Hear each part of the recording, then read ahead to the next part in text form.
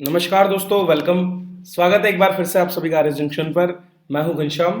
सुप्रभात। और 9 जुलाई 2021 के डेली करंट अफेयर्स की कक्षा, जिसमें हम खासकर राजस्थान, देश और दुनिया की सभी खबरों पर फोकस करते हैं, तो उन्हीं में स्वागत है।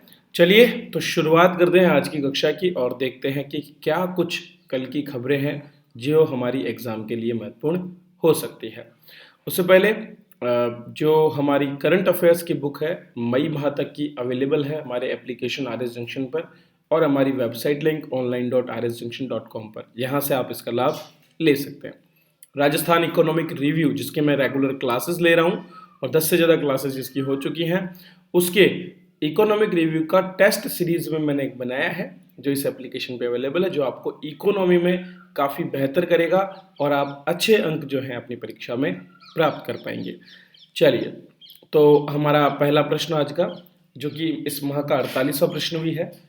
राजस्थान में पीसीपीएनडीटी एक्ट एक एक्ट है जिसके माध्यम से जो है गर्भ की जांच जो की जाती है उसको रोकने का प्रयास किया जाता है। महिलाओं के जो लिंग परीक्षण होता है, बच्चों का लिंग परीक्षण करने के बाद गर्भ में ही बालिकाओं की हत्या कर दी जाती है, उसी को रोकने के लिए 1994 में ये एक्ट जो है ये लागू किया गया था।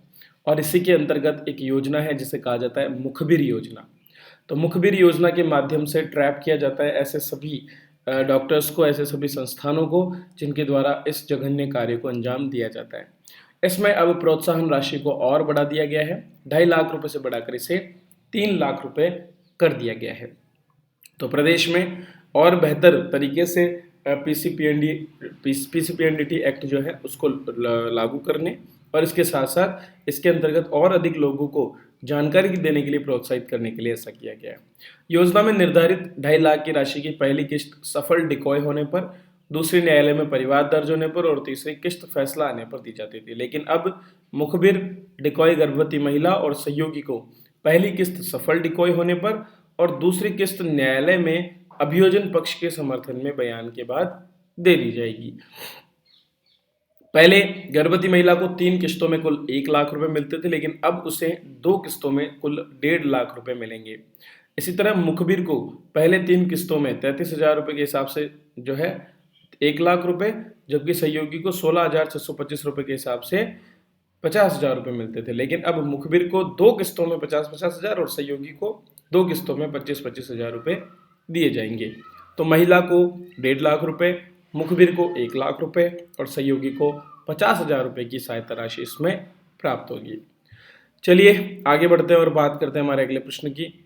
स्टार्टअप ब्लैक फ्रॉग प्रौद्योगिकी द्वारा हाल ही में इम्वोलियो नामक एक उपकरण विकसित किया है, जिसको भारत सरकार द्वारा अनुदान भी दिया गया है।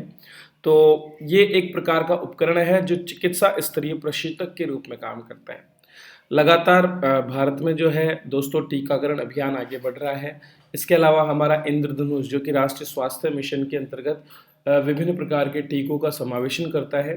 इन दोनों ही कार्यक्रमों के लिए हमें कुछ ऐसे उपकरण चाहिए जिनसे हम टीकों को खराब होने के लिए से बचा सकें और दुर्गम से दुर्गम स्थानों पर या अलग अलग तापक्रम पर भी उनका लंबे समय तक भंडारण कर सकें। इसीलिए जैव प्रौद्योगिकी विभाग के अंतर्गत BIRAC अर्थात biotechnology industry research assistant council जो है, उससे सहायता प्राप्त स्टार्टअप ब्लैक फ्रॉग प्रौद्योगिकी ने एम्वोलियो नामक उपकरण विकसित किया है। ये बैटरी से चलने वाला और मूवेबल चिकित्सा स्तरीय प्रशीतक मेडिकल ग्रेड रेफ्रिजरेशन डिवाइस है। यह उपकरण 12 घंटे तक पूर्व निर्धारित तापमान को हर स्थिति में बनाए रखते हुए टीकाकरण की दक्षता में सुधार करता है। इस प्रकार यह उपकरण अंतिम लक्ष्य तक टीकों को सुरक्षित और कुशल परिवहन भी देता है। तो जैसा कि जहाँ भी टीका का जो इनका स्टोरेज सेंटर होता है, वहाँ से लेकर के जब टीके की डिलीवरी होनी होती है किसी भी व्यक्ति को, तो ऐसे में लंबे समय तक जो हमारे आंगनबाड़ी कार्यकर्ता और बाकी कार्यकर्ता काम करते हैं, उस दौरान आवश्यकता होती है कि ऐसे सभी कार्यकर्ताओं और ANM जो है उनको ऐसे उपकरण दिए जाएं जिनसे कि वे टीकों को उचित तापमान पर बनाए रख सकें। एम्वोलियो की क्षमता 2 लीटर है और इसमें एक दिन के टीकाकरण अभियान के लिए निर्धारित मानकों के अनुरूप 30 से 50 तक टीके की शीशियों को रख करके ले जाया जा सकता है। ब्लैक फ्रॉग की उत्पादन क्षमता 1500 उपकरण यूनिट प्रति माह की है और एम्वोलियो को अब राष्ट्रीय स्वास्थ्य मिशन से आवश्यक मंजूरी के साथ पूर्वोत्तर भारत में भी तैनात किया जा रहा है। चलिए अगले प्रश्न की बात करते हैं। महिलाएं किसी से कम नहीं होती और इस बात को साबित किया है कंचन उगुसुंडी ने। दक्षिण भारत के कंचन उगुसुंडी ने जो है 18 अत्यंत कठिन पर्वतीय मार्गों को कवर करते हुए दुनिया के पहले एकल मोटरसाइकिल अभियान को पूरा किया है। दरअसल उत्तर भारत में स्थित 18 अत्यंत कठिन पर्वतीय मार्गों को इन्होंने हाल ही में पार किया और इस दौरान ये पूरे लेह लद्दाख और हिमाचल प्रदेश जैसे क्षेत्रों में बाइक जो है चलाती रहीं। मिस उगुसुंडी उमलिंगला दर्रे को फतेह करने वाली, जो कि 18,000 से भी अधिक ऊंचाई पर है, फीट पर 18 पास को कवर करने और एक ही बार में नई दिल्ली, मनाली, लेह, उमलिंगला, दिल्ली से 3,187 किलोमीटर की दूरी तय करने वाली पहली अकेली महिला बाइकर बन गई है।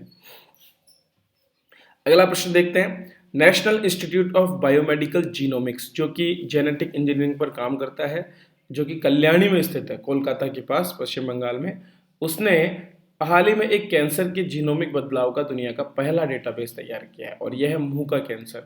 तो मुंह के कैंसर के लिए जो तत्व उत्तरदायी होते हैं उनके द्वारा किस तरह से यहाँ की कोशिकाओं में बदलाव किया जाता है, इसी पर ये जो है जीनोमिक्स बेस्ड है। DBT, national institute of biomedical genomics, इस सेंटर ने ये काम किया है। NIBMG ने इस डेटाबेस को सार्वजनिक तौर पर उपलब्ध कराया है ताकि विभिन्न रिसर्च में इसका प्रयोग हो सके। इस रिपोजिटरी को भारत और दक्षिण पूर्वी एशिया के विभिन्न क्षेत्रों के नए ओरल कैंसर रोगियों के जो रोगी हैं उनके डेटा के साथ अपडेट किया जाएगा। इसमें ओरल कैंसर अनुसंधान में प्रगति के लिए मदद मिलने की संभावना है और ये निश्चित रूप से ओरल कैंसर के लिए जो उत्तरदायी तत्व हैं उनको समझने में भी उपयोगी होगा। अगर ओरल कैंसर की बात करें तो भारत में पुरुषों में पाए जाने वाला कैंसर का सबसे बड़ा प्रचलित रूप है और ये तंबाकू चबाने के कारण होता है। इससे ओरल कैविटी में कोशिकाओं की आनुवंशिक सामग्री में परिवर्तन हो जाता है और यही कैंसर का कारण बनते हैं। अगला प्रश्न पढ़ते हैं दोस्तों।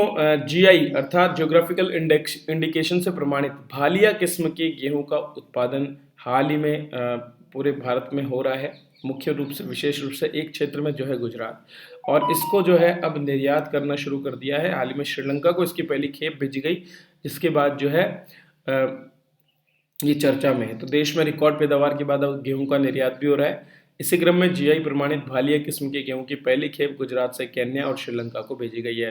भालिया किस्म के गेहूं GI प्रमाणित होने के साथ ही प्रोटीन की मात्रा से भरपूर होते हैं, स्वाद में मीठे हैं और इनकी खेती प्रमुख रूप से भाल क्षेत्र में की जाती है और इसीलिए इसको भालिया गेहूं कहा जाता है।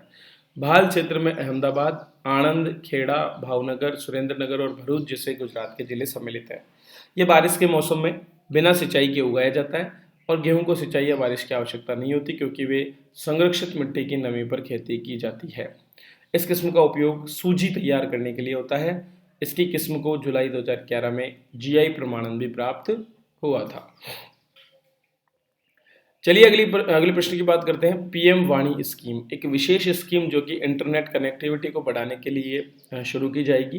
तो भारत सरकार ने PM वाणी स्कीम, वाणी का मतलब है वाईफाई एक्सेस नेटवर्क इंटरफेस, ठीक है, तो वाईफाई एक्सेस नेटवर्क इंटरफेस, यही हो गई PM वाणी।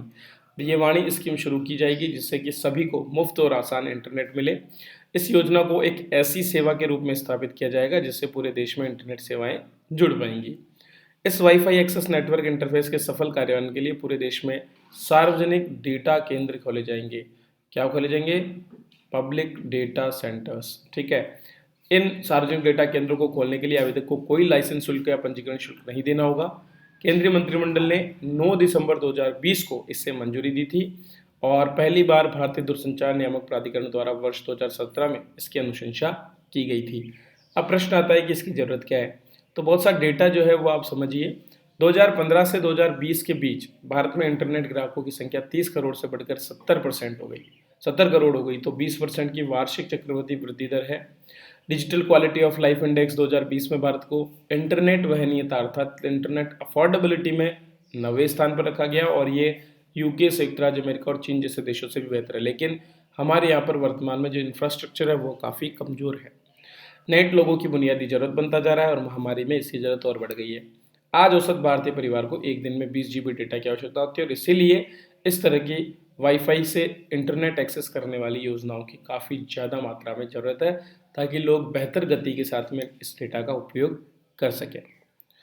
तो यह दोस्तों आज के करंट अफेयर्स जिस पर मैंने चर्चा की। रेगुलर हम आते हैं तो आप भी रेगुलर आइए, वीडियोस को लाइक कीजिए, शेयर कीजिए अपने दोस्तों के साथ और इस चैनल को आगे बढ़ने में मदद कीजिए, क्योंकि हम भी आपको आगे बढ़ने में मदद कर रहे हैं। तो टिट फॉर टैट होना चाहिए। चलिए तो विदाई लेता हूँ आपसे, मिलेंगे अगली कक्षा में फिर से। तब तक के लिए आप सभी का बहुत बहुत धन्यवाद। इकोनॉमिक रिव्यू पर हमारी सीरीज का लाभ जरूर उठाएं।